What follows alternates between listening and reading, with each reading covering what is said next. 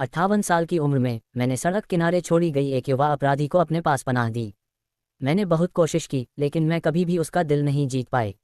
ऐसा तब तक नहीं हुआ जब तक कि उसकी सफ़ेद चांदनी में मुझे एहसास हुआ कि वास्तव में उसका एक कोमल पक्ष भी है। ये रिश्ता मेरे लिए बना ही नहीं था। जिस दिन मैंने इसे छोड़ने का फैसला किया, मैंने झूठ बोला। मैंने उससे कहा कि मैं तुरंत वापस आऊँगा, फिर मैं कभी वापस नहीं लौटा। 7 साल बाद हम फिर मिले, एक फिल्म सेट। अब एक शीर्ष पुरस्कार विजेता अभिनेत्री। उसने एक बार फिर मेरा हाथ कसकर पकड़ लिया। तुमने कहा था कि तुम अभी वापस आओगे, तुम कहाँ चले गए थे? तनाव से मेरी हथेलियां पसीने से भीग रही थीं। निंगबिंग पुरस्कार विजेता नई सर्वश्रेष्ठ अभिनेत्री मेरे ठीक 5 मीटर पीछे खड़ी थी। अगर मैं जरा भी पीछे मुड़ता तो मैं उसके सामने आ जाता। सुश्री बी, अगले दृश्य में आप अपने पूर्व प्रेमी से फिर से मिलती हैं। आपको उनके लिए तड़प और उन्हें जाने न देने की जिद दिखानी होगी। बाइंडिंग बिंग ने हल्के से व्यंग्यात्मक लहजे में कहा। मुझे नहीं लगता कि तरसने शब्द का प्रयोग उचित है। वह उसका पूर्व प्रेमी है। अब किस बात की चाहत रह गई है? उसकी आवाज़ हमेशा की तरह ठंडी और उदासीन थी। जब वह 18 साल की थी, उसने उसी ऊंची नीची आवाज़ में मुझे शियावू कहकर पुकारा। मेरे पीछे चल रही बातचीत जारी थी। सहायक की बात मुझे साफ सुनाई नहीं दे रही थी। निर्देशक क्या कह रहे थे, लेकिन निंगबिंग की दूर की आवाज़ मेरे कानों में एकदम स्पष्ट रूप से गूंज उठी। मैं उस पूर्व प्रेमिका को बहुत पहले ही भूल चुकी हूँ। मुझे पुराने प्यार में फिर से पड़ने में कोई दिलचस्पी नहीं है। उस पुरानी प्रेमिका की तरह मेरा उसे जानने का दावा करने का भी कोई इरादा नहीं था। शूटिंग खत्म होने के बाद हम अपने अपने रास्ते चले जाते। जब मैं सोच में डूबा हुआ था, तभी अचानक एक सहकर्मी ने मेरा नाम पुकारा, शियावू। क्या तुम्हें वह मिल गई? क्या अभी भी प्रॉप्स तैयार हैं? अचानक पृष्ठभूमि में सन्नाटा छा गया। मैंने प्रॉप्स उठाए और जल्दी से वहां से निकल गई। बिंग बिंग मेरे पीछे नहीं आई। शायद उसने सुना नहीं, या शायद उसने ये सुना और उसे कोई फर्क नहीं पड़ा। स्टूडियो सजाते समय मैंने अपने सहकर्मी से कहा, अगली बार मुझे सिर्फ शियांग कहकर बुलाओ, मुझे शियावू मत बुलाओ। शियाओ सुनने में अच्छा लगता है, शियांग ज्यादा पेशेवर लगता है। मेरे सहकर्मी जोर से हंस पड़े। कितना बेतुका कारण है। ये पहली फिल्म थी जिसमें मैंने सहायक निर्देशक के रूप में काम किया। प्रोडक्शन टीम में शामिल होने से पहले ही मुझे पता था कि महिला मुख्य भूमिका निंगबिंग निभा रही हैं। वह एक मनोरंजन उद्योग के आधे संसाधनों पर अपना अधिकार रखने वाली दूसरी पीढ़ी की स्टार। इसके अलावा उनका अभिनय भी लाजवाब है। उन्होंने मात्र कम उम्र में सर्वश्रेष्ठ अभिनेत्री का पुरस्कार जीता। 25। जहां तक मेरी बात है, दुर्भाग्य से मैं उसका पहला प्यार हूं। मुझे इस बात पर दुविधा थी कि मुझे यहां आना भी चाहिए या नहीं, लेकिन अंत में मैं हार नहीं मानना चाहता था। करियर का इतना शानदार अवसर था, इसलिए मैं फिर भी वहां गया। मैंने खुद से वादा किया कि मैं उसे कभी पता नहीं चलने दूंगा कि यह मैं हूं। अगर उसने ऐसा किया तो मेरा सब कुछ खत्म हो जाएगा, क्योंकि 7 साल पहले हमारा ब्रेकअप बिल्कुल भी अच्छा नहीं था। मैंने एक पत्र में लिखा था कि मुझे हमेशा से पता था कि वह एक स्टार की बेटी है, और मैंने उससे सिर्फ उसके परिवार की बुराई जानने के लिए संपर्क किया था। मैंने कहा कि मुझे उसके जैसी छोटी मोटी बदमाश लड़की कभी पसंद नहीं आए और मुझे तो कोई सौम्य स्वभाव की लड़की ज़्यादा पसंद है। मैंने उससे कहा कि हमें फिर कभी नहीं मिलना चाहिए। मैंने जो शब्द लिखे थे वे शांत और तटस्थ लग रहे थे, लेकिन मेरा वास्तविक प्रस्थान बेहद दयनीय था। मुझे नहीं पता कि बाइंडिंग बिंग को अपना प्रस्थान समाप्त करने के बाद कैसा लगा होगा। वो चिट्ठी पढ़कर मुझे बुरा लगा, लेकिन वो बहुत ज़्यादा नाराज़गी रखने वाली है। अगर उसे पता चल गया तो मेरा करियर बर्बाद हो जाएगा। हम शायद हमेशा के लिए ब्लैकलिस्ट हो जाएंगे। बाइंडिंग बिंग असल में टीवी से भी ज़्यादा खूबसूरत है। वो जीन्स वाकई लाजवाब हैं। खैर, उसके माता पिता को देखो, दोनों अपने समय के शीर्ष सितारे थे। उसका एक छोटा सा हिस्सा भी किसी भी सामान्य व्यक्ति को मात देने के लिए काफ़ी है। लेकिन मुझे वास्तव में उससे प्यार है। बिंग बिंग का अंदाज ही अलग है। वो बेहद शालीन और सभ्य लगती हैं। मुझे यकीन है कि वो अपने ज़माने में स्कूल की सबसे खूबसूरत लड़की रही होंगी, है ना? मैं लगभग दम घुट गया। निंगबिंग स्कूल की सबसे खूबसूरत लड़की? गलत। वह न केवल स्कूल की सबसे खूबसूरत लड़की नहीं थी, बल्कि एक कुख्यात बदमाश थी। हर कोई, मैं उससे दूर ही रहता था। मैं उससे पहली बार मिलने का पल कभी नहीं भूलूंगा। जोरदार बारिश हो रही थी और लोग सड़क पर भाग दौड़ कर रहे थे, लेकिन वह सड़क किनारे बिल्कुल स्थिर बैठी थी, जैसे उसने अपनी आत्मा खो दी हो। जब मैं उसके पास पहुंचा, तभी उसने ऊपर देखा। उसकी आवाज़ बेहद गुस्से वाली थी जब उसने झल्लाकर कहा, दफा हो जाओ। लेकिन मैं नहीं गया। इसके बजाय मैंने उसके ऊपर छाता लगा दिया। वह मेरे और बिंग बिंग के लिए शुरुआत थी। मैंने उन यादों को मिटाने के लिए अपना सिर हिलाया। स्टूडियो बहुत शोरगुल वाला था, इसलिए मैं बैठने के लिए सीढ़ियों की ओर चला गया। लेकिन जैसे ही मैंने दरवाज़ा खोला, मैंने देखा कि बिंग बिंग वहाँ अंधेरे में खड़ी थी। वह मुझे ठंडी निगाहों से देख रही थी, ठीक वैसे ही जैसे वह सालों पहले देखती थी।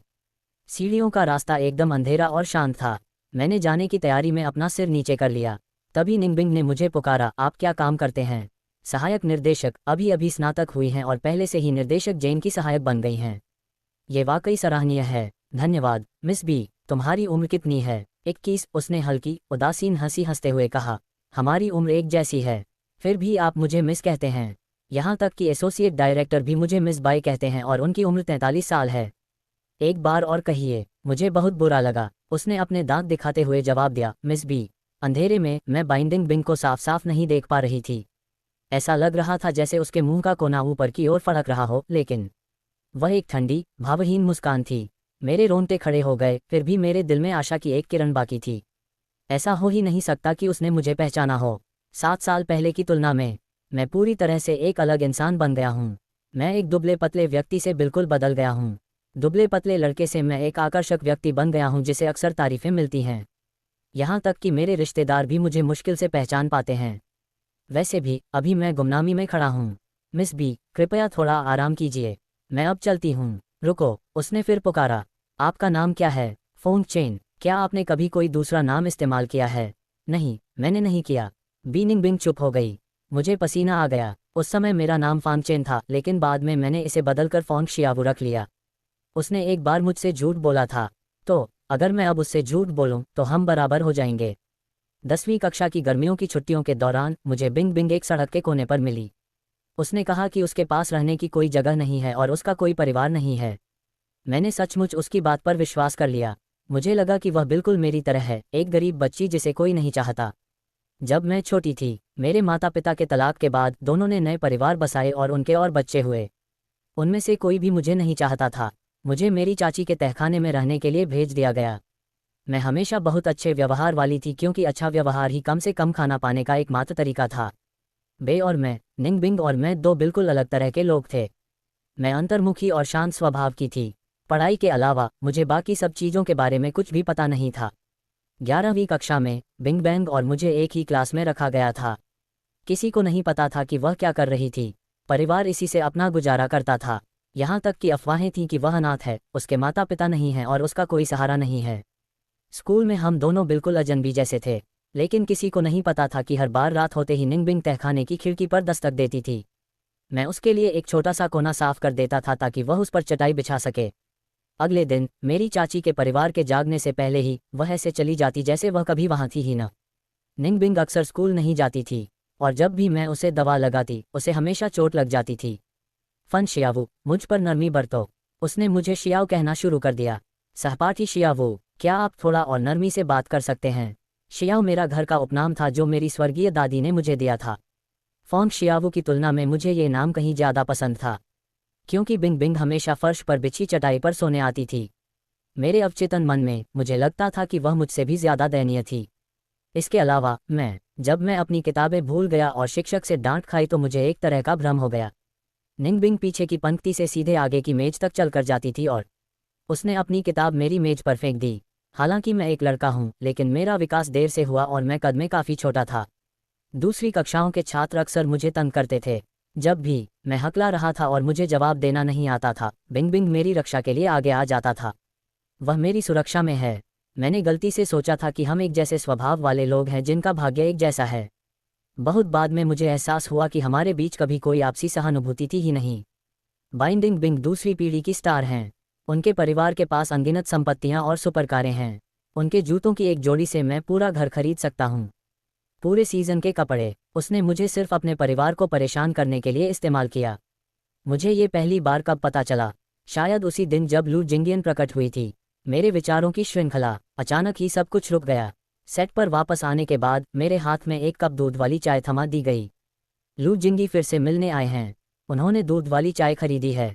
ये सब के लिए है, आपको इसे देखना ही होगा। एक लंबा, अमीर और आकर्षक व्यक्ति एक शीर्ष अभिनेत्री के बगल में खड़ा है। यह एक आदर्श जोड़ी है। मैंने दूर की ओर एक नज़र डाली। बिंग बिंग लू जिंग्यांग के बगल में खड़ी होकर अपना सिर झुकाए उनकी बातें सुन रही थी। बाकी सब की तरह मैं भी उस खूबसूरत शख्स से अपनी निगाहें नहीं हटा पा रही थी। अचानक, मानो उसे छठी इंद्री आ गई हो, बिंग बिंग ने सीधे मेरी ओर देखा। मैंने तुरंत अपना सिर नीचे कर लिया।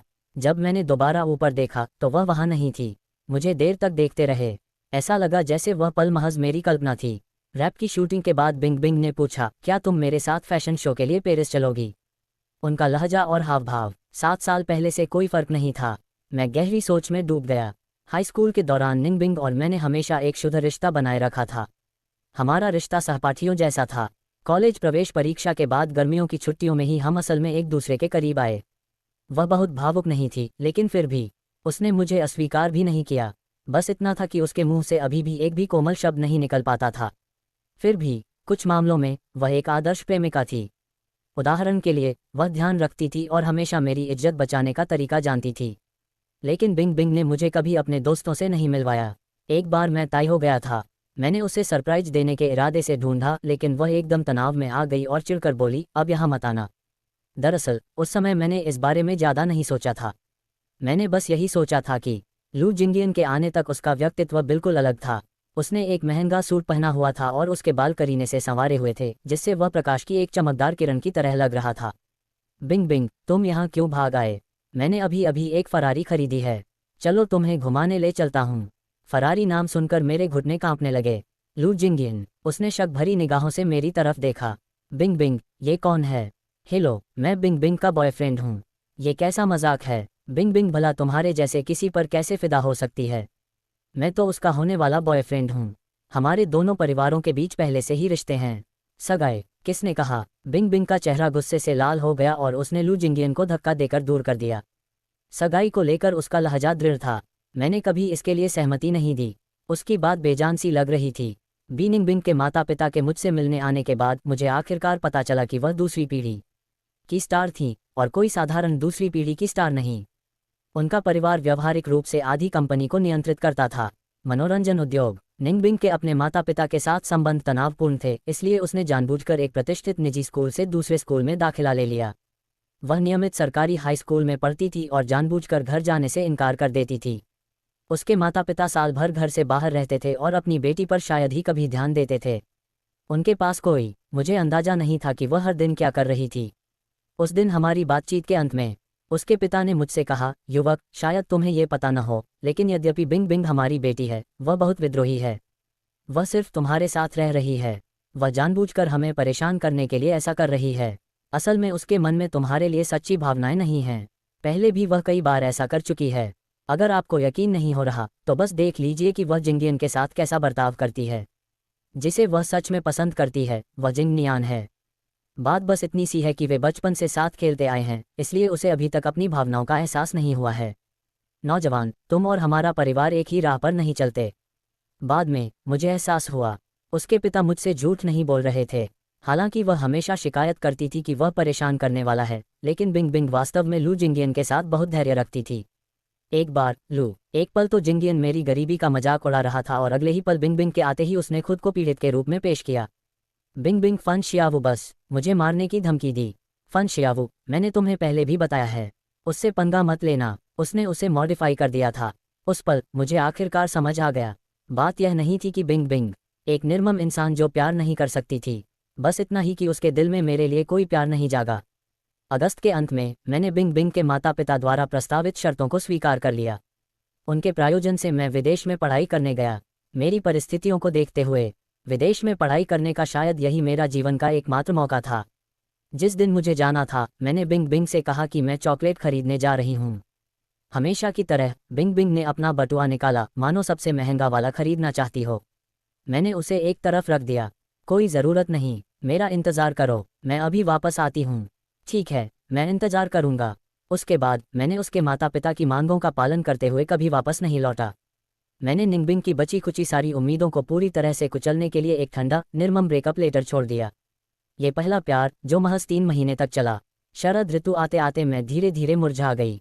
मैंने अपना नाम बदल लिया था और अपने हाई स्कूल के दोस्तों से सारे संपर्क तोड़ दिए थे। मैं पहले काफ़ी साधारण थी और अक्सर मेरे सहपाठी मुझे तंग करते थे। मुझे पढ़ाई करने का ये सुनहरा अवसर बहुत अच्छा लगा और मैंने जिम जाना और अच्छे कपड़े पहनना भी सीखा। मेरे नाम से लेकर मेरी शक्ल सूरत तक सब कुछ बदल गया। उसके माता पिता ने जानबूझकर मेरे निशान मिटाने की कोशिश की थी। बीनिंग बिंग के पास मुझे ढूंढने का कोई रास्ता नहीं था। उसकी नज़र में मैं मानो मर चुका था। हालांकि मैंने बहुत कुछ सुना। बा निंगबिंग के बारे में एक खबर मैंने यह अपने जाने के बाद सुना। उसने 1 साल दोहराने का फैसला किया, एक शीर्ष फिल्म स्कूल में दाखिला लिया और डेब्यू किया। उसका सफ़र, स्टारडम का सफ़र बेहद सहज रहा। कैमरे के सामने वह सौम्य और शालीन थी, उनकी मनमोहक मुस्कान ने अनगिनत प्रशंसकों का दिल जीत लिया। उसमें उसके पुराने रूप का कोई निशान नहीं बचा था। मैंने मन ही मन सोचा, हर कोई बदलता है, मैं भी बदल गई हूँ। काम खत्म होते होते मैं पूरी तरह थक चुकी थी, शरीर में दर्द हो रहा था। फिर भी मेरे सहकर्मी उत्साह से भरे हुए थे। हे भगवान, ये तस्वीर तो कमाल की है। ये क्या है? बाइंडिंग बिंग के बिहाइंड द सीन की एक तस्वीर हॉट सर्च पर ट्रेंड कर रहा है। मैंने झांक कर देखा, एक अनौपचारिक तस्वीर ने ऑनलाइन जबरदस्त हलचल मचा दी थी। ये वह दृश्य था जहां बाइंडिंग बिंग, संयोगवश उसकी मुलाकात अपने पूर्व प्रेमी से दोबारा हो जाती है। उसकी आंखों को देखिए, उसका अभिनय लाजवाब है। बाइंडिंग बिंग ने सचमुच महिला किरदार को जीवंत कर दिया है। तस्वीर में बाइंडिंग बिंग चुपचाप सीधे आगे देख रही थी। उसका शरीर एकदम स्थिर था, लेकिन उसकी निगाहों में एक लाल लौ चमक रही थी जो अनियंत्रित थी और बेचैन। मुझे उससे भी ज्यादा चौंका देने वाली बात तस्वीर के नीचे का कैप्शन था। पृष्ठभूमि में धुंधली आकृति, ठीक वही जगह जहां उसकी निगाहें टिकी हुई थीं। मैं ही था, और शूटिंग का एक और दिन शुरू हो गया। मुख्य अभिनेता का एक्सीडेंट हो गया और उन्हें अस्पताल में भर्ती कराना पड़ा। ये दोनों अभिनेताओं के बीच एक महत्वपूर्ण टकराव का दृश्य था और किसी ने भी इसकी शूटिंग में देरी करने की हिम्मत नहीं की। निर्देशक चिंतित थे और अंततः उन्होंने बिंग बिंग के दृश्यों को पहले फिल्माने के लिए एक बॉडी डबल ढूंढने का फैसला किया। बिंग बिंग खुद ही जोड़ीदार चुनना चाहती थी। मैं भीड़ के बिल्कुल किनारे पर खड़ा था, फिर भी निंग बिंग की नज़रें सीधे मुझ पर पड़ीं। उसे चुनो, मैं व्यस्त हूँ। निर्देशक को कोई आपत्ति नहीं थी और उन्होंने मुझे तुरंत मुख्य पुरुष कलाकार की पोशाक पहनने के लिए कहा। मुझे सिर्फ अपनी पीठ दिखानी थी, लेकिन किसी भी तरह की त्रुटि से बचने के लिए मेकअप आर्टिस्ट ने मेरे चेहरे पर थोड़ा सा टचअप किया। जब मैं बिंग बिंग के सामने खड़ी हुई तो वह एक पल के लिए जमसी गई। पल भर में ही निंग बिंग ने मुझसे पूछा, क्या आप बहुत घबराए हुए हैं? क्या आपने पहले कभी अभिनय नहीं किया? आपको अभिनय करने की ज़रूरत नहीं है, बस सुनिए। थोड़ी देर रुकने के बाद उसने कहा, आराम कीजिए।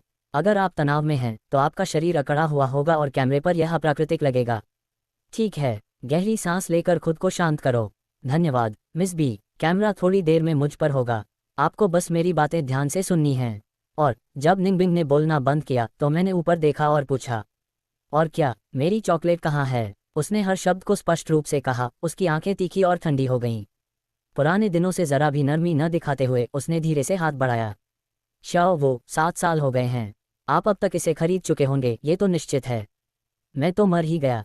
यही मेरी पहली प्रतिक्रिया थी। बाद में पता चला कि बिंग बिंग ने मुझे बहुत पहले ही पहचान लिया था।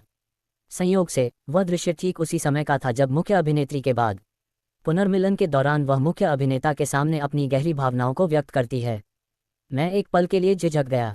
मुझे लगभग यकीन हो गया था कि वो मुझसे यही कहना चाहती थी, लेकिन ऐसा कैसे हो सकता है? निंग बिंग की किताब द रियल लाइफ में तो उसने मुझसे कभी कोई रोमांटिक बात नहीं कही थी। शूटिंग खत्म होने के बाद निर्देशक ने मुझे थम्स अप दिया। श्यांग, तुम्हारे अंदर अभिनय की स्वाभाविक प्रतिभा है। अभी तुम्हारी निगाहें बिल्कुल। क्या ये संभव है? क्या हम दोनों अगले कुछ दृश्यों में सचमुच वास्तविक भावनाओं के साथ अभिनय कर रहे थे? निंग बिंग ने विशेष रूप से मुझे ही प्रभारी बनाया था। मेरा दिमाग, मेरा दिल जोरों से धड़क रहा था। उसके प्रभाव को देखते हुए निर्देशक भी उसे नाराज करने की हिम्मत नहीं करेगा। अब मुझे चुनना, अगर यह बदला नहीं है तो फिर क्या है? मैं था, मुझे सहायक से पदोन्नत करके एसोसिएट डायरेक्टर बनाया गया था और विशेष रूप से निंग बिंग की खरीद की जिम्मेदारी सौंपी गई थी। मुझे दिन में 18 घंटे उसके आसपास ही रहना पड़ता था, लेकिन मैं सिर्फ एसोसिएट डायरेक्टर का काम नहीं कर रहा था। उदाहरण के लिए, जब क्रू को भारी प्रॉप्स को हिलाने की ज़रूरत होती थी तो जैसे ही मैंने अपनी आस्तीनें ऊपर चढ़ाई, निंग ने तुरंत काम शुरू कर दिया। बिंग मुझे वापस खींच लाती, मेरे लिए एक कप दूध वाली चाय खरीद लाती। और सिर्फ दूध वाली चाय ही नहीं, वह ढेर सारे स्नैक्स भी ऑर्डर करती। जाहिर है उन्हें डिलीवर किया जा सकता था, लेकिन उसने जिद की कि मैं खुद जाकर उन्हें ले आऊं। वैसे भी मेरे सभी सहकर्मी मुझसे बहुत ईर्ष्या करते थे क्योंकि मुझे बस बाहर जाकर घूमने फिरने के लिए पैसे मिलते थे। लेकिन जब मैं नाश्ता वापस लेकर आई तो बिंग बिंग ने उसे खाना ही नहीं चाहा। बिंग बिंग के साथ एक हफ्ते तक इस तरह काम करने के बाद मेरा वजन वास्तव में बढ़ गया। वजन, समय के साथ मेरे सहकर्मी भी उत्सुक हो गए। क्या वह जानबूझकर तुम्हारे लिए ये स्नैक्स खरीदती है? बिल्कुल नहीं, लेकिन वह तुम्हें बहुत लाड़ प्यार करती है। बिंग बिंग आमतौर पर बहुत सख्त। उनकी कंपनी ने इस फिल्म में निवेश भी किया है। पिछले सभी एसोसिएट डायरेक्टर्स को उन्होंने डांट लगाई थी, लेकिन उन्होंने आपको कभी फटकार नहीं लगाई। ये तो कमाल है। ऐसा बिल्कुल नहीं है। मैं खुशकिस्मत हूं कि वह मुझे प्रताड़ित नहीं कर रही है। मैं लगातार इससे इनकार करता रहा, लेकिन सेट पर फैली अफवाहें आखिरकार लू जिंगियन के कानों तक पहुंच गईं। लू जिंगियन दौड़ते हुए उनके पास आईं। क्या आप बिंग बिंग की नई असिस्टेंट हैं? मैं खुद को रोक नहीं पाया और उसे सुधारो। एसोसिएट डायरेक्टर, क्या इतनी कम उम्र का कोई व्यक्ति अच्छा काम कर सकता है? युवा स्वामी लू, कृपया किसी को उसके बाहरी रूप से मत आंकिए। लू जिंगियन ने मुझे काफ़ी देर तक घूरा। मुझे ऐसा लग रहा है जैसे मैं आपसे पहले कहीं मिल चुका हूँ। आप ज़रूर गलत समझ रहे हैं। मुझे आप में कोई दिलचस्पी नहीं थी। युवा गुरु के साथ पुरानी यादें ताज़ा करते हुए मैंने कार्य अनुसूची को व्यवस्थित करना जारी रखा।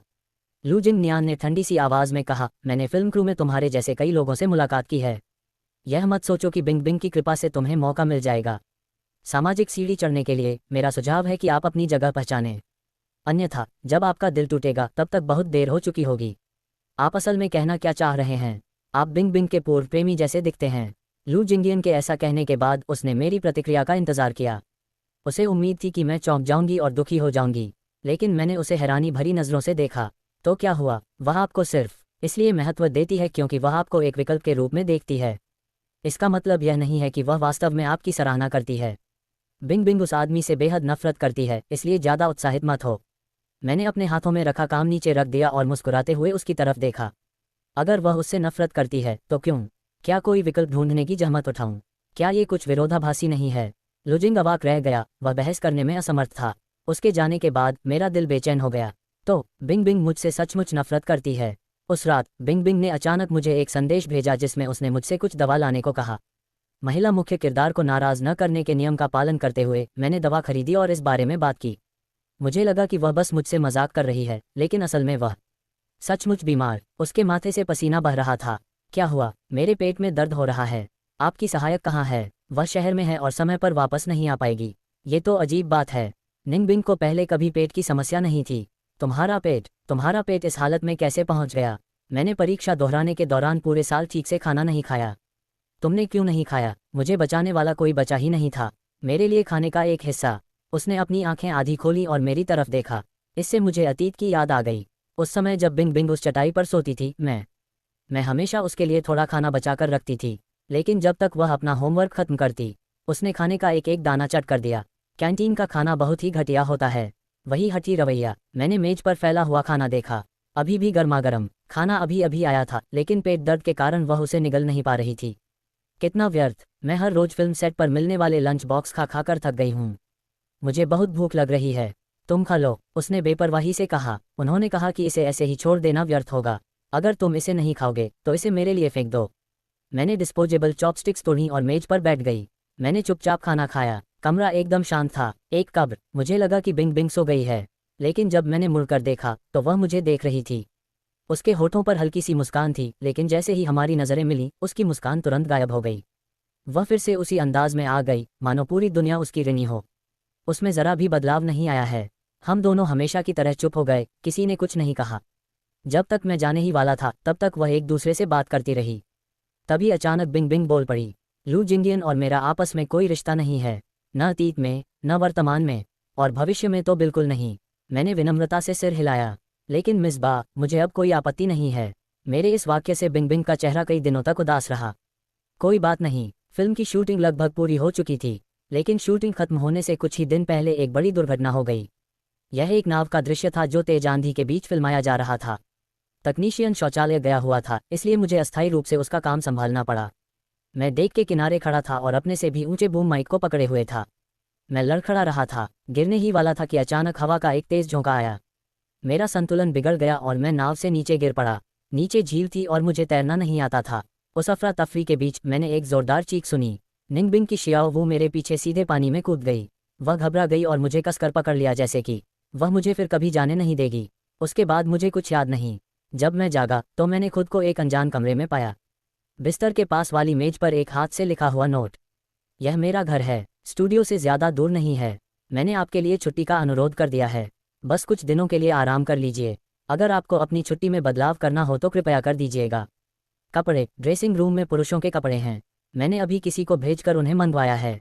लिखावट देखकर मैं तुरंत समझ गया कि ये निंग बिंग की लिखावट है। कई अभिनेताओं के घर होते हैं, स्टूडियो के आसपास का इलाका, और निंग बिंग का घर भी इसका अपवाद नहीं था। मैंने पहले कुछ अफवाहें पढ़ी थीं कि वह अपना अधिकांश समय यहीं बिताती है। घर बहुत साफ सुथरा था। मैं ड्रेसिंग रूम में दाखिल हुआ। सबसे पहले मेरी नज़र एक काले छाते पर पड़ी। ये बिल्कुल वही छाता था जिसका इस्तेमाल मैंने कई साल पहले बिंग बिंग को बारिश से बचाने के लिए किया था। छाता बहुत पुराना था और उसकी गुणवत्ता घटिया थी, फिर भी उसे कमरे के ठीक बीचों बीच प्रमुखता से रखा गया था। मुझे अचानक उस दिन की याद आ गई। मूसलाधार बारिश हो रही थी। मैंने उसे तूफान से बचाने के लिए इस छाते का इस्तेमाल किया था। निंगबिंग मुझे भगाने पर अड़ी रही। पता नहीं मैंने हिम्मत कहाँ से जुटाई कि उसकी आस्तीनें ऊपर करके उसके घावों की जांच करूं। वह गाली देने ही वाली थी, लेकिन मैंने उसे रोक लिया। सौभाग्य से आपको अस्पताल जाने की ज़रूरत नहीं है। यहीं रुकिए, बस यहीं रुकिए, मैं कुछ दवाइयाँ खरीदने जा रहा हूँ और मैं अभी वापस आती हूँ। मैंने जल्दी से छाता उसके हाथ में थमा दिया। जल्दी करो और जाओ। 10 मिनट बाद मैं वादे के मुताबिक दवाइयाँ लेकर वापस आए। कुछ खाना। भारी बारिश ने मुझे पूरी तरह से भिगो दिया था, जैसे कोई भीगा हुआ चूहा। वह बस चुपचाप मुझे देखती रही। उस दिन से बिंग बिंग ने फिर कभी मुझसे कोई कठोर शब्द नहीं कहा। बाद में मुझे पता चला कि उस दिन वह वास्तव में बहुत सदमे में थी। उसके जीवन में किसी ने भी उसे कभी अकेला नहीं छोड़ा था और सचमुच उसके लिए वापस आया। मैं सबसे पहला था। यादें धुंधली पड़ गईं। मैंने कपड़े लिए और धीरे धीरे बदलने लगा, लेकिन इससे पहले कि मैं अपनी कमीज पहन पाता, ड्रेसिंग रूम का दरवाजा अचानक खुल गया। निंगबिंग और मेरी नज़रें मिलीं। माहौल बेहद अजीब हो गया। निंगबिंग जल्दी से पीछे हट गई। कमरे से बाहर जाओ, मेरे कपड़े बदलने तक इंतजार करो। तुम अंदर इतने चुप क्यों थे? मुझे लगा तुम फिर से भाग गए हो। गुस्सा मत करो। बिंग बिंग एकदम शांत हो गई। उसका गुस्सा पल भर में गायब हो गया। ये वाक्य कमाल का असर करता था। जब भी बिंग बिंग को गुस्सा आता, मैं उससे धीरे से यही कहती थी। मुझे उम्मीद नहीं थी कि इतने समय बाद भी यह काम करेगा। मैंने अभी तक आपको दोष भी नहीं दिया है। ड्रेसिंग रूम में आने से पहले आपने दरवाज़ा क्यों नहीं खटखटाया? ओह, मैंने नहीं खटखटाया। मुझे पता था कि तुम अंदर थी। उसका चेहरा इतना लाल देखकर मैंने कहा, मैंने कुछ नहीं देखा। अगर इससे तुम्हें असहजता होती है, मैं माफ़ी मांग सकती हूँ।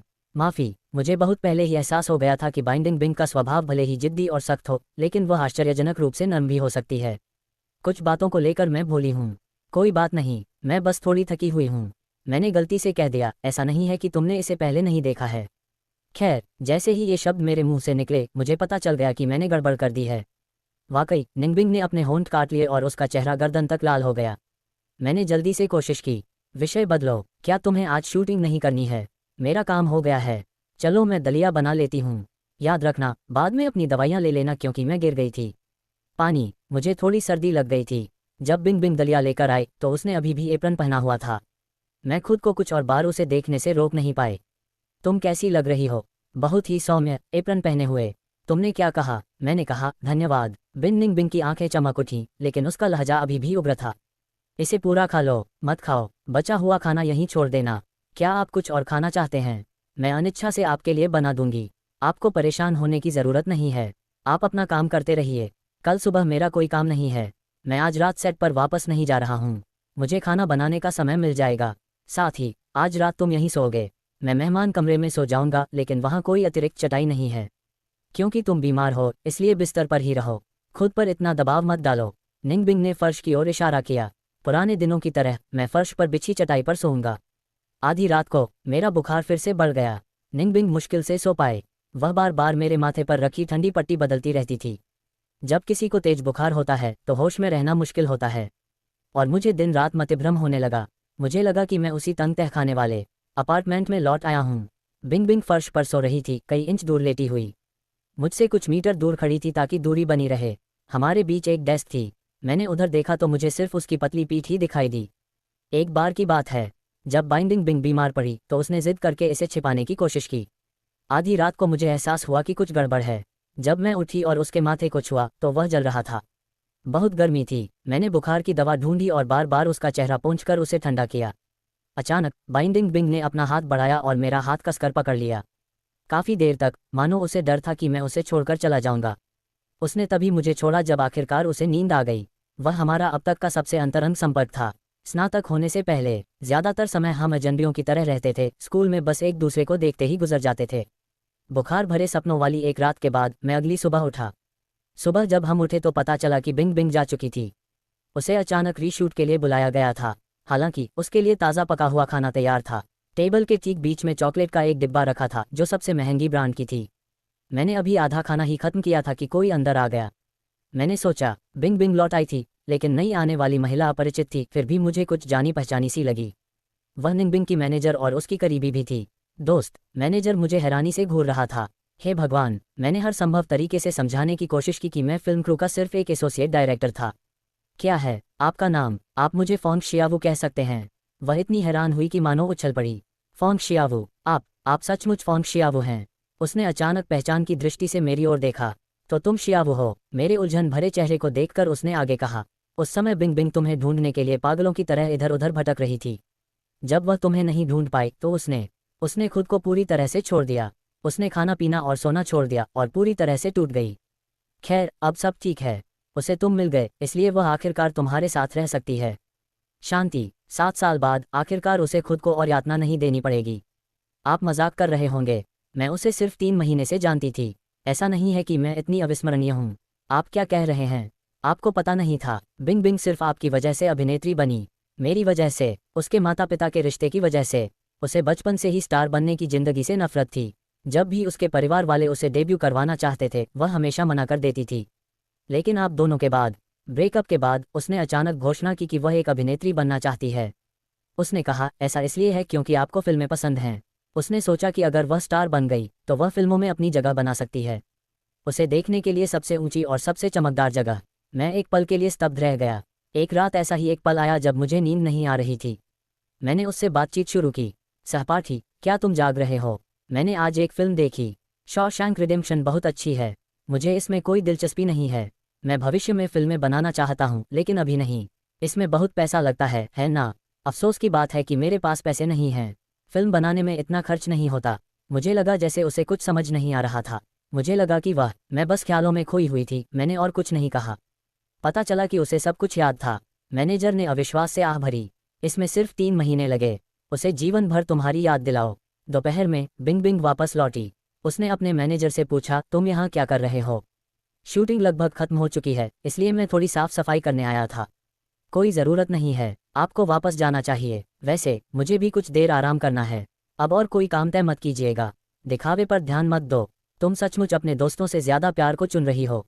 याद है कैसे तुम मेरे सामने फूट फूट कर रोई थी जब तुम्हें वो नहीं मिला था? निंग द्वारा। बिंग ने उसे अजीब तरह से बीच में ही टोक दिया। मेरे बॉयफ्रेंड के सामने इन सब बातों के बारे में बात मत करो।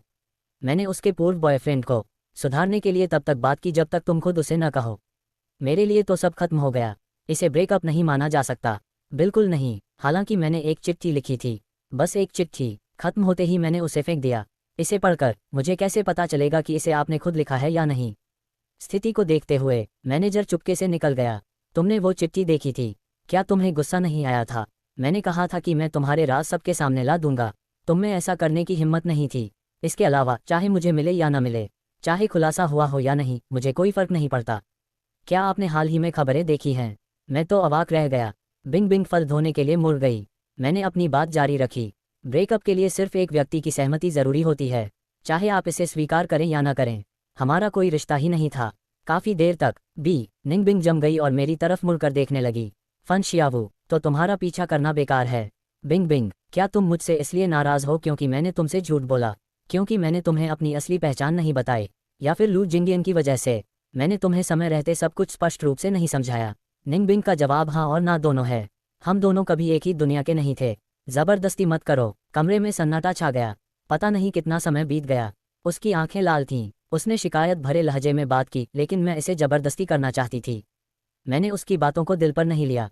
शूटिंग खत्म होने के बाद मैं अपने गृहनगर वापस चली गई। मेरी चाची का पुराना घर को गिराया जाने वाला था। उसने मुझे सफाई में मदद करने के लिए बुलाया। भले ही अतीत में वह हमेशा अपने बच्चों को ही प्राथमिकता देती रही हो, फिर भी आखिरकार उसने ही मेरा पालन पोषण किया। मैं मतलबी नहीं हो सकती। वापस लौटते समय मैं अपने पुराने हाई स्कूल के पास से गुजरा। स्कूल का कुछ साल पहले जीर्णोद्धार हुआ था और उसमें काफ़ी बदलाव आ गए थे। मैं कुछ देर स्कूल के गेट पर खड़ा रहा। अचानक एक आवाज़ आई, अरे क्या तुम वही हो? मुझे अब याद आ गया। तुम कितनी लंबी हो गए हो। मुझे तुम याद हो? एक महिला यूटिलिटी रूम से बाहर निकली। वह मुझसे ज़्यादा बड़ी नहीं लग रही थी। तुम भी इसी स्कूल में पढ़ते थे, है ना? मुझे याद है, उस समय तुम बिंग बिंग के साथ एक ही क्लास में थे, है ना? उसने सिर हिलाया। और तुम वही हो जो बिंग बिंग से बहस करते? हाँ, सही है। आज तुम अकेले क्यों हो? बिंग बिंग कहाँ है? क्या ऐसा नहीं है? क्या वह हमेशा तुम्हारे ठीक पीछे पीछे चलती है? मैं अपनी जगह पर जम गया, मेरे पीछे पीछे चलते हुए।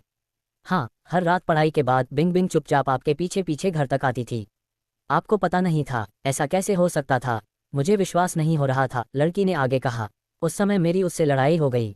लड़ाई के बीच में ही उसने अचानक कहा कि स्कूल की छुट्टी हो गई है और मुझे थोड़ी देर के लिए वापस जाना पड़ा। उस समय मुझे ये बहुत अजीब लगा। भला उसके जैसी लड़की स्कूल वापस क्यों जाएगी। इसलिए मैंने उसका पीछा करने का फैसला किया। पता चला कि वह बस गेट पर खड़ी इंतजार कर रही थी। जैसे ही आप बाहर आए वह आपके ठीक पीछे पीछे चल रही थी। जब तक आप सुरक्षित घर नहीं पहुंच गए तब तक वह मुझे ढूंढने वापस नहीं आई। बाद में मुझे एहसास हुआ कि उसे डर था कि उसने आपको नाराज कर दिया था। इतने सारे लोग थे, कहीं आप पर भी असर न पड़ जाए, इसलिए वह आपकी सुरक्षा सुनिश्चित करने के लिए आपके पीछे पीछे आए। लड़की ने कोने पर लगे सिकोमोर के पेड़ की ओर इशारा किया। मैं वहीं खड़ी तुम्हारा इंतजार करती थी। 17 साल की निंगबिंग को काले कपड़े पहनना बहुत पसंद था। वह हमेशा रात के अंधेरे में घुल मिल जाती थी। एक तेज हवा का एक झोंका गुजरा। एक पल के लिए मुझे लगा कि वह अभी भी वहीं खड़ी है। मेरी चाची ने मुझे जल्दी आने के लिए फ़ोन किया। जब मैं पहुंचा तो सब लोग तहखाने को खाली कर रहे थे। जिस पलंग पर मैं सोता था, जिस डेस्क पर मैं काम करती थी, उस पर से सारा सामान हटाया जा रहा था। शियाओ, मुझे कुछ मिला है, आओ देखो। मेरी चाची ने फर्श के एक कोने की ओर इशारा किया। उस पर तुम्हारा नाम खुदा हुआ था। उस लड़की ने इसे खुदा था। क्या वो नहीं थी वही जो अब एक मशहूर स्टार है? आपको कैसे पता चला? ओह, वो एक बार मुझे ढूंढते हुए आई थी। कब की बात है मुझे ठीक से याद नहीं, लेकिन उस समय मुझे यहाँ एक चीज़ मिली और मैंने इसके लिए तुम्हें खूब खरी खोटी सुनाई। मुझे याद है कि तुम इस बात पर बहुत अड़े हुए थे। मैं तुमसे अब और बात नहीं करना चाहती थी। तुमने मना कर दिया। चाहे कुछ भी हो जाए, सच बोलो। तुम बार बार यही कहते रहे कि यह तुम्हारा है, लेकिन मुझे पता था कि तुम उस तरह के बच्चे नहीं हो। बीते दिनों को याद करके मेरी चाची थोड़ी भावुक हो गईं। जब तुम्हारी चाची ने तुम्हें डांटा, वह लड़की खिड़की के ठीक बाहर खड़ी थी। उसने सब कुछ देखा। उसके बाद वह मुझसे छुपकर मिलने आए। वह मेरे सामने घुटनों के बल बैठ गई और उसने स्वीकार किया कि यह उसकी गलती थी। मुझसे विनती कर रही थी कि मैं अब तुम्हें दोष न दूं। मेरी सांसें धीमी हो गईं और मैंने अपनी कमीज का किनारा कसकर पकड़ लिया। मुझे डर था कि वह लड़की तुम पर बुरा असर डालेगी, तो मैंने उसे सख्ती से मना कर दिया कि वह अब तुम्हारी चटाई पर न सोए। बस बात कुछ ऐसी ही थी। 11वीं कक्षा के अंत के करीब बिंग बिंग ने खाना और रहने की जगह के लिए आना बंद कर दिया। उसने मुझे बताया कि उसे रहने के लिए जगह मिल गई है। असल में वह मुझसे परेशानी पैदा करने से डरती थी। जमीन पर खुदे हुए निशान इस बात का सबूत थे कि बिंग बिंग ने भी कई बेचैन और नींदहीन रातें बिताई थीं। बिंग बिंग ने कभी एक शब्द भी नहीं कहा, लेकिन अपने दिल में वह बहुत कुछ जानती थी। मेरा नाम 10,000 बार पुकारा गया। अगला कार्यक्रम शुरू होने से पहले मैं स्कूल के गेट से एक बार फिर अपनी चाची के घर तक पैदल गया। ये परिचित संकरा रास्ता घने सिकोमोर पेड़ों की कतारों से ढका हुआ था। मैं सड़क के अंत तक चलता रहा। सड़क के अंत में मैंने तहखाने की छोटी सी खिड़की को देखा, मानो किसी टेलीपैथी द्वारा निर्देशित हो रहा हो। मैंने अपना सिर घुमाया। बिंग मास्क पहने सड़क के दूसरी तरफ खड़ा था। 20 मिनट बाद हम उस भोजनालय में बैठ गए जहां हम शूटिंग खत्म होने के बाद से अक्सर जाया करते थे। वो फ़ोन नहीं उठा रही थी। मुझे उम्मीद नहीं थी कि वो फिर भी इस ढाबे पर आएगी। ठीक बगल में पुराना स्विमिंग पूल था। मैंने भीड़ को देखा, अचानक आते जाते हुए जवाब की चाहत में। निंगबिंग, उस गर्मी में मैं तुम्हें ढूंढने यहाँ आया था। तुम बहुत अधीर थी और तुमने मुझे भगा दिया। क्या तुम्हारे पास कोई जवाब है? मुझे अंदाज़ा नहीं है कि इससे कितना दर्द हुआ। निंगबिंग एक पल के लिए स्तब्ध रह गई। मैं अधीर नहीं हो रही थी, मैं बस डरी हुई और चिंतित थी। वह पूल हॉल अच्छा नहीं था। उस दिन मेरे साथ जो लोग थे वे भी अच्छे लोग नहीं थे। वे लड़कियां हमेशा मुझे फंसाने की साजिश रचती रहती थीं। जब तुम वहां पहुंचे तो मैं सचमुच डर गई थी। मुझे डर था कि वे अगला निशाना तुम बनाओगे। बिंग बिंग ने अपनी भौहें कसकर सिकोड़ लीं। उसने सावधानीपूर्वक उत्तर दिया, मुझे माफ़ करना, मैं बहुत तनाव में थी और मेरी वजह से आपको गलतफहमी हो गई। तभी मालिक ने हमारी टेबल का नंबर पुकारा। मैंने पूछा। बिंग बिंग पानी की बोतल खरीदने चली गई। उसके जाते ही मैं कई महिलाओं से घिर गई। अरे हैंडसम, क्या हमें आपका संपर्क नंबर मिल सकता है? क्या वो लड़की अभी आपकी गर्लफ्रेंड थी? वो मास्क लगाकर क्यों खा रही थी? क्या वो बीमार है? मैंने उन्हें ठंडे लहजे में देखा। हट जाओ। वाह, क्या गुस्सा है। क्या आपको पता है कि इस मोहल्ले को कौन चलाता है? मुखिया महिला ने मेरी ठुड्डी को छूने के लिए हाथ बढ़ाया। अगले ही पल उसने एक तीखी चीख मारी। उसने उसकी कलाई कसकर पकड़ ली। मैं औरतों को नहीं मारता। ठीक उसी क्षण बिंग बिंग ने जवाब दिया, वह तुम्हें नहीं मारेगा, लेकिन मैं मारूंगी। बिंग बिंग ने अपना भेष और आदर्श छवि पूरी तरह से त्याग दी। उसके पूरे शरीर से जानलेवा इरादा झलक रहा था। मैं उसे स्तब्ध होकर देखता रहा। ये वही थी, मेरी जानी पहचानी बिंग बिंग लौट आई थी। मुझे इसमें कोई संदेह नहीं था कि बिंग बिंग उन चारों का एक साथ सामना कर सकती थी, लेकिन मुझे उसे रोकना ही था। अब उसकी स्थिति बहुत खास थी। लड़ाई में पड़ना ठीक नहीं था, लेकिन बिंग बिंग जिद्दी थी, उन चारों को घूरते हुए न्याय पाने पर अड़ी हुई थी। बिंग बिंग, ऐसा मत करो। ठीक वैसे ही मैंने उसका हाथ खींचा। निंगबिंग एक पल के लिए स्तब्ध रह गई, मानो उसका पूरा अस्तित्व धुल गया हो। उसकी हत्या करने की इच्छा गायब हो गई और उसकी तीक्ष्णता भी कोमल हो गई। इसे भूल जाओ, चलो निंगबिंग के पास से भागते हैं। निंगबिंग ने मेरा हाथ कसकर पकड़ लिया। हम तेजी से बाहर भागे, गलियों और भीड़ के बीच से दौड़ते हुए। हम दौड़ते रहे, कभी थकान महसूस नहीं होती थी। मेरे दिल की धड़कन की आवाज़ बहुत तेज सुनाई दे रही थी। मेरे कानों में धक धक धक की आवाज़ गूंज रही थी। पिछली बार मैंने यह आवाज़ सुनी थी क्योंकि उस व्यक्ति ने मेरे अंदर जो युवा उत्साह भर दिया था, और इस पल भी वह बिल्कुल वैसी ही जिद्दी लड़की लग रही थी। हम दौड़ते हुए वापस मेरे घर आ गए। मैं चाची के घर गया और तहखाने में घुस गया। ये जगह अब खाली है, यहाँ कोई फर्नीचर नहीं बचा है। ये कल गिराए जाने का इंतजार कर रही है। यहाँ तक कि बल्ब भी गायब हैं, बस चांदनी ही बची है। शिया वो पर चमक बिखेरती है। हम दोनों ने बिना योजना बनाए एक ही समय पर बात की। फिर हमने तय किया कि मैं पहले बोलूँगी। क्या तुम सच में हर दिन मेरे साथ घर तक पैदल जाती थी? तो फिर हाँ, उस समय मेरा गुस्सा बहुत तेज था और मैंने कई लोगों को नाराज़ कर दिया था। मुझे तुम्हें अकेले जाने देना सुरक्षित नहीं लगा। तुमने मुझे क्यों नहीं बताया? इसका क्या मतलब था? तुम्हें बताने में क्या हर्ज है? वह मुस्कुराई और बोली, कॉलेज प्रवेश परीक्षा तो तुम्हें ही देनी थी। तुम्हें बस पढ़ाई पर ध्यान देना था। तुम सब कुछ छोड़ सकती थी, मेरे लिए कुछ और। मैंने ज़मीन पर खुदी हुई आकृतियों की ओर इशारा किया। तो इन शब्दों का क्या मतलब है? इनका मतलब है कि मैं तुम्हें पसंद करती हूँ। मैं एक पल के लिए जम गया। 17 साल की उम्र में तुमने कभी नहीं कहा। निंगबिंग ने अपनी नज़रें झुका लीं और धीरे से बात करते हुए बोली, उस समय मुझे ये कहना नहीं आता था। निंगबिंग का अतीत थोड़ा अनोखा था। उसके माता पिता थे, लेकिन मानो उनका कोई अस्तित्व ही न हो। ठंडे और दूर के रिश्तों में पली बड़ी, उसे कभी किसी ने प्यार करना नहीं सिखाया, न ही किसी ने उसे यह बताया कि उस प्यार को कैसे व्यक्त किया जाए। बिंग बिंग, पहले उसे लगता था कि मेरे सामने झुकना और मुझ पर पैसे खर्च करना ही उसके कबूलनामे का तरीका था। जब मैंने पहल करके कबूलनामा किया तो वह वास्तव में बहुत खुश हुई। लेकिन प्यार पाने या अंतरंगता की आदत न होने के कारण वह बहुत निष्क्रिय व्यवहार करती थी। निंगबिंग आईने के सामने मैं तुम्हें पसंद करती हूँ कहने का अभ्यास करती थी, लेकिन उसे बहुत शर्म आती थी क्योंकि वह ये कह नहीं पाती थी। उसने इसे लिख लेने का फैसला किया। उसने दूसरी लड़कियों की तरह ही 1000 कागज़ की सारस आकृतियां बनाईं। हर सारस के अंदर उसने लिखा, मैं तुम्हें पसंद करती हूँ। उसने ये मुझे मेरे जन्मदिन पर देने की योजना बनाई थी। अफसोस की बात है कि वह उस दिन तक इंतजार नहीं कर सकी। बाद में उसने अलग अलग तरह के जीवन जीने का अनुभव लेने के लिए अभिनय के क्षेत्र में कदम रखा और आखिरकार खुद को अभिव्यक्त करना सीख लिया। लेकिन जिसे वह बताना चाहती थी वह अब उसके साथ नहीं था। कुछ पल की चुप्पी के बाद मैंने पूछा, तो लू जिंगी का क्या हुआ? निंगबिंग ने सिर हिलाया। उसने जवाब दिया, मैंने उसके साथ अच्छा व्यवहार सिर्फ इसलिए किया क्योंकि उसने एक बार मेरी जान बचाई थी। जब मैं छोटी थी मेरे माता पिता मेरी परवाह नहीं करते थे। वही इकलौता था जो मेरे साथ खेलने आता था। एक बार मुझे बुखार हो गया था और वही सबसे पहले मुझे ढूंढने आया था। उसने रोते हुए खूब हंगामा किया। बड़ों का ध्यान मेरी ओर गया। तभी उन्हें एहसास हुआ कि मैं बीमार हूँ। डॉक्टर ने कहा कि अगर मुझे और देर से लाया जाता तो बुखार से मेरा दिमाग खराब हो सकता था। बीते दिनों को याद करते हुए बिंग बिंग ने हल्के फुल्के अंदाज में हंसते हुए कहा, तब से मैंने उससे वादा किया था कि मैं उसे अपने सगे भाई की तरह मानूंगी और उसके साथ अच्छा व्यवहार करूंगी। पिछले कुछ वर्षों में मैंने सचमुच उसे भाई की तरह माना। लेकिन उस गर्मी की छुट्टी का एक दूसरा पहलू भी था। लू जिंगियन ने मुझे धमकी दी। उसने कहा कि अगर मैं उसे साथ नहीं ले गया वह मेरे माता पिता से चुगली करके तुम्हें पूरी तरह से नापसंद करने लगेगा। मेरे माता पिता ने हमेशा लू जिंगियन पर भरोसा किया है। अगर वह सच को बड़ा चढ़ाकर बताएगा तो ये आपके लिए बहुत बुरा साबित हो सकता था। वैसे भी मुझे अपने माता पिता के चरित्र पर कभी भरोसा नहीं था। अगर वे अपना गुस्सा आप पर निकालते तो शायद वे आपके पीछे गंदी चालें चलते। उन दृश्यों की वजह से शायद तुम विश्वविद्यालय भी न जा पाओ। मुझे अचानक समझ आ गया, तो इसीलिए तुमने मुझे उससे पंगा न लेने को कहा था। बिल्कुल सही। निंगबिंग को ठीक से पता था कि मैं किस घटना का जिक्र कर रही थी। जब लू जिंगियन ने कहा कि तुमने उसे फंसाया है तो उस समय मुझे उसकी एक भी बात पर यकीन नहीं हुआ। मुझे उम्मीद थी कि तुम्हारा उससे कोई वास्ता नहीं होगा। मैं तो ये भी नहीं चाहती थी कि तुम उससे एक शब्द भी बोलो। इस तरह तुम सुरक्षित रहोगी। वह उदास लग रही थी। मुझे उम्मीद नहीं थी कि इससे इतनी गहरी गलतफहमी पैदा हो जाएगी। दरअसल आप मुझसे सीधे पूछ सकते थे, बीते दिनों को याद दिलाते हुए। मेरा दिल उलझनों से भरा हुआ था। भावनाएं। उसे किसी से प्यार करना नहीं आता था। लेकिन क्या मुझे आता था? क्या मुझे सच में आता था? नहीं, मुझे भी नहीं आता था। अपने माता पिता द्वारा त्याग दिए जाने के कारण मैंने बहुत पहले ही किसी से सवाल करने का साहस खो दिया था। मेरी दुनिया में पढ़ाई और काम में सिर झुकाकर ही मैं कभी कभार प्रशंसा पा सकता था और दोबारा त्यागे जाने से बच सकता था। इसलिए जब निंगबिंग का सामना हुआ मैं उससे ज़रा सा भी सवाल करने की हिम्मत करने से बेहतर दुख से मरना पसंद करूंगी। गुस्सा करने की तो बात ही छोड़िए। प्यार करना न जानना हम दोनों की साझा बीमारी थी। चांदनी पानी की तरह कोमल थी। लेकिन एक और बात थी। मैंने बिंग बिंग से कबूल किया कि मैं विदेश इसलिए गया था क्योंकि तुम्हारे माता पिता ने इसका खर्च उठाया था। मुझे ऐसा ही लगा था। सच तो यह है कि आपको जाना ज़रूरी नहीं था, लेकिन विदेश में पढ़ाई करने का शायद यही आपका एकमात्र मौका था।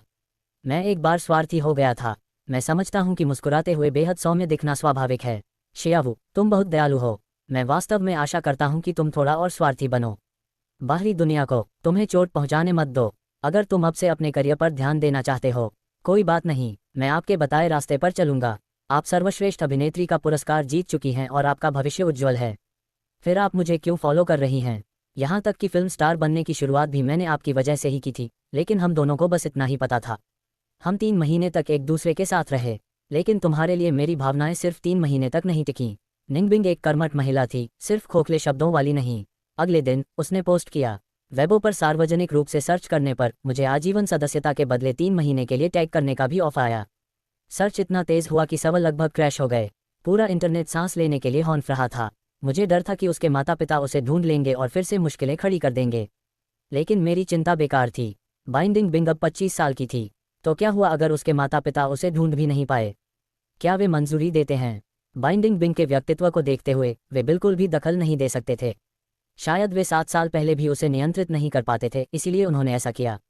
इसके बजाय मुझे ही निशाना बनाया गया। उस समय मैं अपनी ही असुरक्षा के कारण हार गया था। बिंग के सार्वजनिक होने के बाद उसी दिन लू जिंगियन नाम का एक और व्यक्ति भी हॉट सर्च में शामिल हो गया।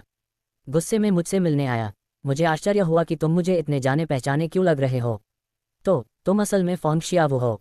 हाँ। तो बिंग से तुरंत ब्रेकअप क्यों कर लिया? उससे तो मेरी सगाई हुई है। मैंने बोलने में हिचकिचाते हुए अपना मुंह खोला।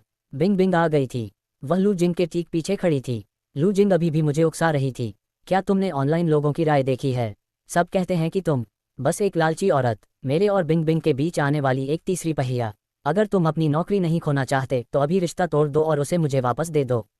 किस तरह की औरत? क्या हम दोनों के बीच कोई भावनाएं हैं भी? मुझे इसके बारे में कैसे पता नहीं चला? बिंग की आवाज़ एकदम ठंडी थी। लू जिंगियन हकलाते हुए बोली, बिंग तुम ऐसा कैसे कर सकती हो? इस हारे हुए के बहकावे में आ जाओगी।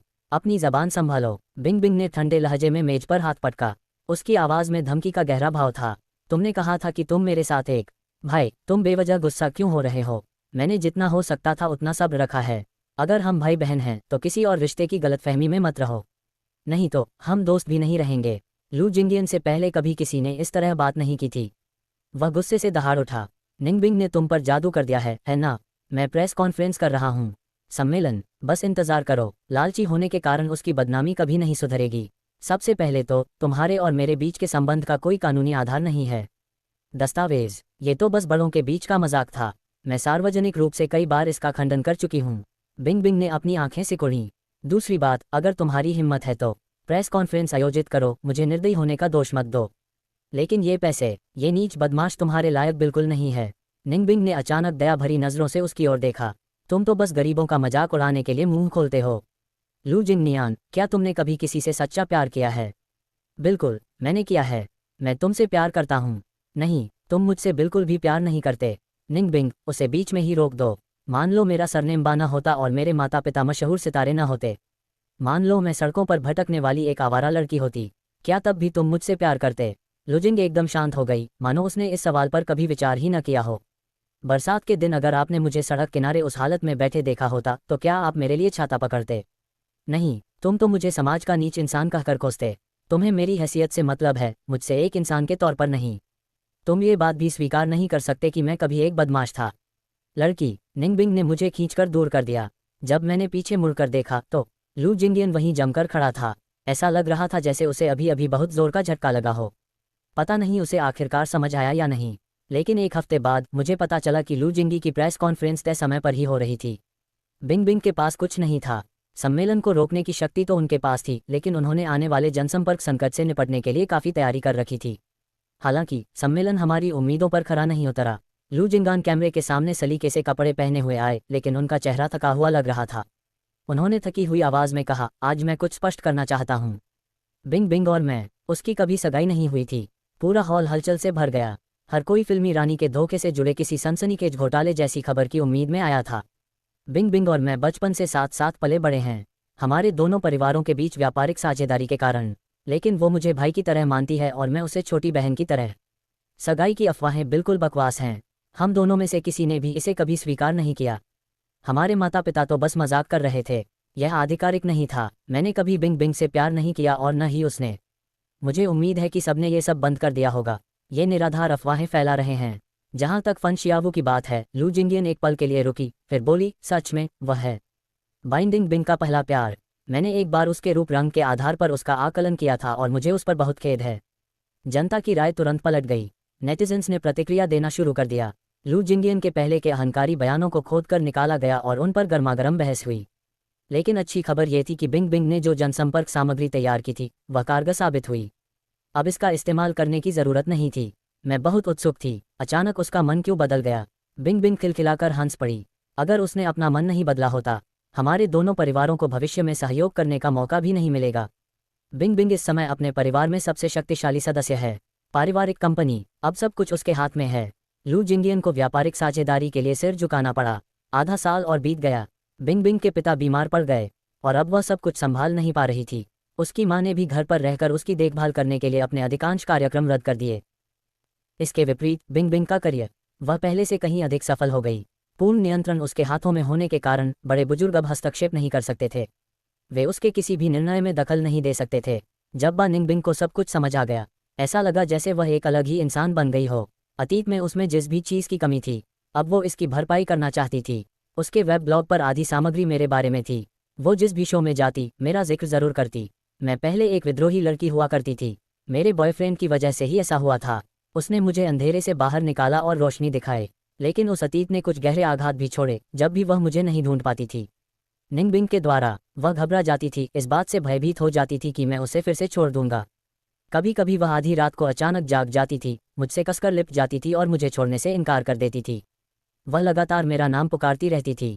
शियावा, वह ठंडी फिल्मी रानी जिसे सबने देखा था। जब वह मेरे साथ होती थी तो नखरे दिखाती और मुझसे चिपकी रहती थी। वह मेरा नाम पुकारती थी बार बार, मुझे अतीत की धूल के नीचे दबी हुई नक्काशी की याद दिलाते हुए। 27 वर्ष की आयु में निंग बिंग और मैं, हम अपने पुराने स्कूल में दोबारा गए। जवानी बिल्कुल 4 ऋतुओं की तरह होती है। एक पीढ़ी जाती है और दूसरी उसकी जगह ले लेती है। हमेशा ऐसे लोग होते हैं जो उत्साह से भरे होते हैं, युवावस्था की ऊर्जा, और हमेशा ऐसे लोग होते हैं जो अपने पहले दिल की धड़कन के क्षणों से भ्रमित हो जाते हैं। हमारी पुरानी कक्षा के बाहर एक विशाल सिकोमोर का पेड़ खड़ा था। हम दोनों उन 7 वर्षों के दौरान निंगबिंग के पास छात्रों के पढ़ने की गूंजती आवाज़ को सुनते हुए उसकी जड़ों के नीचे खड़े रहे। क्या होता अगर मैं कभी वहां नहीं गया होता? वापस आओगे? तुम तो हमेशा वापस आओगे। तुम्हें इतना यकीन कैसे है? तुम तो सालों पहले उस बरसात के दिन मेरे लिए वापस आए थे, इसलिए मुझे विश्वास है कि तुम आओगे। इस बार भी वह मेरे पास लौट आए। मैं ही उसकी ज़िंदगी का इकलौता इंसान था जो उसे छोड़कर गया था और फिर वापस लौटा था। और अब भी हम दोनों ही हैं, नीचे खड़े हैं। कक्षा की खिड़की के पास खड़ी निंग बिंग ने मुझे चूमने के लिए अपने पंजों पर खड़ी हो गई। शियाओ, मैं तुमसे प्यार करता हूँ। हाई स्कूल में मैंने एक ऐसी लड़की को अपना दोस्त बना लिया था जिसे कोई और नहीं चाहता था। आज से ठीक 10 साल पहले मैंने उसे पाया था और आज ही के दिन हमने आधिकारिक तौर पर अपनी शादी पंजीकृत करवाई थी। अगर कोई मुझसे पूछे तो भविष्य में मुझे जो सबसे बेहतरीन प्रेम पत्र मिला, मैं उसे बताऊंगी कि वह स्कूल की छुट्टी के बाद की वह सनकरी गली थी और वे अंधेरी रातें थीं जहां हम एक दूसरे का साथ देते रहे।